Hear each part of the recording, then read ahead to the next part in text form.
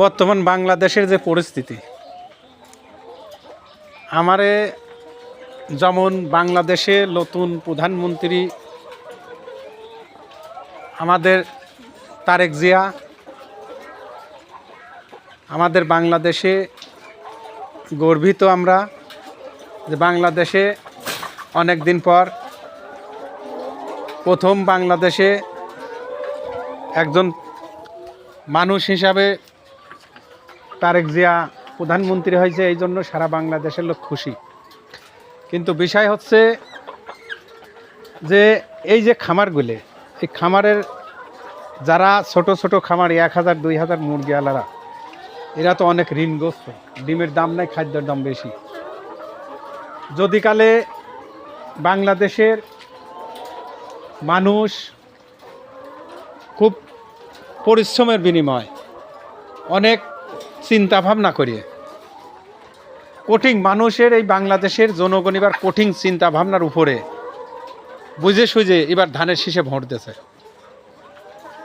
তার কারণ কোন কারণে দেশে যে নতুন বাংলাদেশে প্রধানমন্ত্রী হবি তারেক জিয়া, তার জন্য এবার বাংলাদেশের লোক কঠিন একটা সিদ্ধান্ত হলে তাকে ভোট দিয়ে জয়যুক্ত করছে। সে সরকার গঠন করছে এবং বর্তমান বাংলাদেশের প্রধানমন্ত্রী।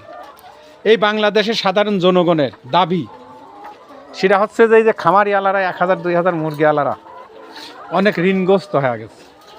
সেটা হচ্ছে যে এই বাংলাদেশের যারা খাদ্যর ব্যবসা করে, এই কোম্পানিগুলো, কিছু কোম্পানি বাংলাদেশের তালিকাভুক্ত কোম্পানি আছে, যেমন কাজী, প্যারাগুন, তারপরে সিপি, তার ডায়মন্ড, মেলা বিভিন্ন ধরনের কোম্পানি আছে। এরা মুরগি নিজেই ফুটায়, নিজেই খাবার খাওয়ায়, নিজেই ডিম বিক্রি করে, নিজেই বাচ্চা বিক্রি করে। তাহলে এর হাতের মধ্যে এই মুরগির খামারগুলো এই কোম্পানির হাতের মধ্যে, ওরা যেহান যা করবি তাই। মুরগির খামারের এই মুরগির ওষুধগুলো প্রচুর আকারের দাম, মুরগির যে ওষুধগুলি ব্যবহার করে এই পাবলিক প্রচুর আকারের দাম। কিন্তু এদের একটা সমিতি করা আছে, যত বাংলাদেশে কোম্পানি আছে এরা একটা সমিতি করে সিন্ডিকেট করে এই ব্যবসাটা করতেছে।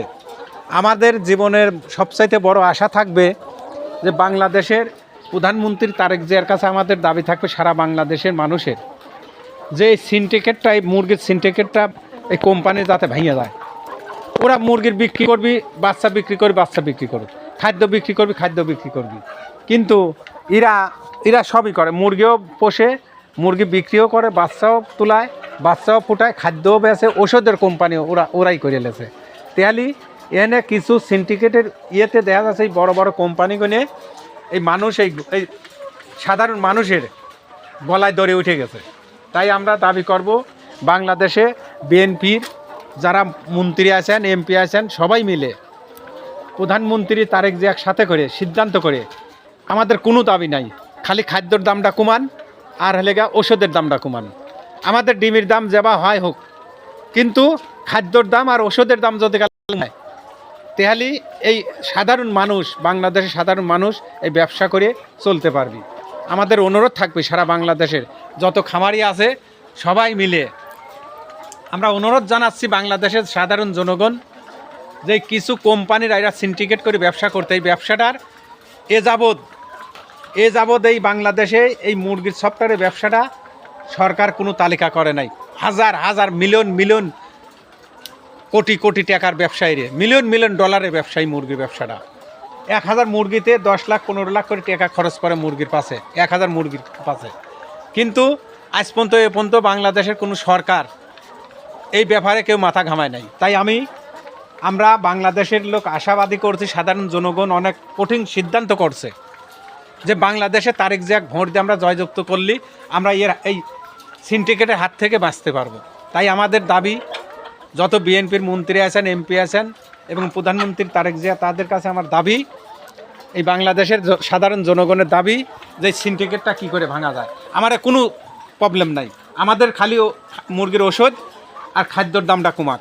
এরা একটা যে খাদ্য হলে 25, 26, 2700 টাকা বস্তা, 50 কেজি খাদ্যর দাম 26, 2700 টাকা বস্তা। কিন্তু সেই বিষয়ে একটা বস্তায় খরচ পড়ে কত, এরা এত লাভ করে।